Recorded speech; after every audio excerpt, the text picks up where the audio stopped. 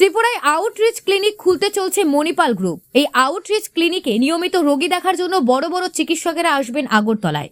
রোগীরা পাবেন অনেক রকমের সুবিধা। রবিবার আগরতলা প্রেস ক্লাবে মেডিকা হসপিটালের পার্ট অফ মণিপাল হসপিটাল নেটওয়ার্কের পক্ষ থেকে সাংবাদিক সম্মেলন করে একথা জানানো হয়। পাশাপাশি তারা জানান ভবিষ্যতে আগরতলা গুয়াহাটিতে হাসপাতাল গড়ে তুলবে মণিপাল। আজকে মেডিকেল হসপিটাল থেকে এসেছি দুটো কারণে। আমাদের সিনিয়র ডক্টর দেবরাজ যশ রেসপিরেটরি মেডিসিনের, ওনার আগরতলায় অনেক দিনের আসা যাওয়া আর প্রচুর পেশেন্টও এখান থেকে পাওয়া হয়। আর উনি মেডিকেল হসপিটাল বা মণিপাল হসপিটালে জয়েন করার পরে ডিপার্টমেন্টের একটা নতুন মানে একটা state of the art facilities উনি শুরু করেছেন, ওনার পুরো টিম ওনার যে ডিপার্টমেন্টটাকে নিয়ে। আর আমি প্রথমে ডক্টর যশকে বলবো যে ওনার ডিপার্টমেন্ট আর রেসপিরেটরি মেডিসিনের ব্যাপারে একটু ব্রিফ করতে, তারপরে আমি হাসপাতালের ব্যাপারে আবার কথা বলবো। ডক্টর এখানে আসাটা একটু বলতে পারেন ঐতিহাসিক। তার কারণ হচ্ছে আমরা এর আগেও অনেকবার এসেছি মেডিকেল হাসপাতালের তরফে, কিন্তু আজকে আমরা মণিপাল হাসপাতালের তরফ থেকে এসেছি বলতে পারেন। তার কারণ কলকাতায় আপনারা অনেকেই অবগত আছেন, এই মুহূর্তে মণিপাল সবথেকে বড় গ্রুপ, যারা 5টি হাসপাতাল অধিগ্রহণ করেছে। 4টি হাসপাতালের নাম পরিবর্তন হয়ে গেছে, 3টে আমরি এবং কলম্বিয়া এশিয়া যেটি ছিল আগে, এবং পঞ্চম যেটি সবথেকে বড় মেডিকেল গ্রুপ অফ হাসপাতাল, সেটারও নাম পরিবর্তন হয়তো খুব শীঘ্র, সময়ের অপেক্ষা শুধু।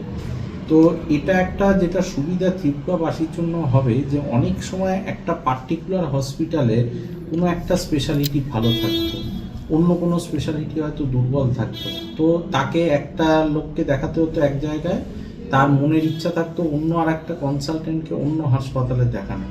এবার আপনারা বুঝতেই পারছেন 5টা হাসপাতাল এবং অলমোস্ট ক্লোজ টু 2000 বেড যখন আপনার কাছে থাকে, তখন আপনি চাইলে ওই হাসপাতালে ওই বিভাগের চিকিৎসক যদি না থাকেও 5টা গ্রুপের অন্য কোনো ইউনিট বা অন্য কোনো গ্রুপের কোনো চিকিৎসককে আপনি সেই হাসপাতালে দেখিয়ে নিতে পারবেন। এটা একটা বিরাট সুবিধা।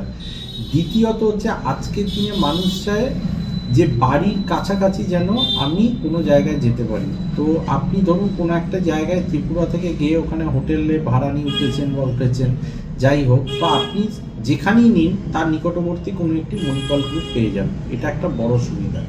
এবার আমি আমার নিজের বিভাগে আসি, পালমোনোলজি বিভাগে। পালমোনোলজি বিভাগে আমরা অত্যন্ত দায়িত্বের সাথে এই কথা বলতে পারি, আমরা এই মুহূর্তে যে কাজকর্ম করি কলকাতা শহরে অন্য হাসপাতালের থেকে আমরা অনেক অত্যাধুনিক এবং অনেক বেশি সংখ্যায় সেই কাজটা করে থাকি। পালমোনোলজি বলতে আজকের দিনে শুধুমাত্র ওই অ্যাজমা, হাঁপানি বা সিওপিডি বা যক্ষা রোগে সীমাবদ্ধ নয়। এখন লাংস পোস্ট কোভিড আমরা অনেকে সচেতন হয়েছি এবং অনেকটা এগিয়ে গেছে। তার জাস্ট 2-3 লাইনে আমি যদি বলি ছোট করে, যেমন ধরুন লাং ক্যান্সার। এবার লাং ক্যান্সার অবশ্যই অনকোলজিস্ট চিকিৎসা করবে, কিন্তু লাং ক্যান্সার নির্ণয়টা করি আমরা। সেটা ব্রঙ্কোস্কোপি বলুন, বুকে জল জমলে কেন জমে তার জন্য থোরাকোস্কোপি বলুন, একটা টিউমার শ্বাসনালীকে বন্ধ করে দিয়েছে, প্রবল শ্বাসকষ্ট হচ্ছে, টিউমারটাকে জ্বালিয়ে দেওয়া বলুন, একটা টিউমার আপনার এতটাই শ্বাসকষ্ট করছে কিন্তু পেশেন্টের সেই রকম ব্যয়বহুল ক্ষমতা নেই অপারেশন করবার, তার জন্য বরফ করে দিয়ে ওই টিউমারটাকে বের করে নেওয়া বলুন, যেটাকে আমরা ক্রায়ো বলি।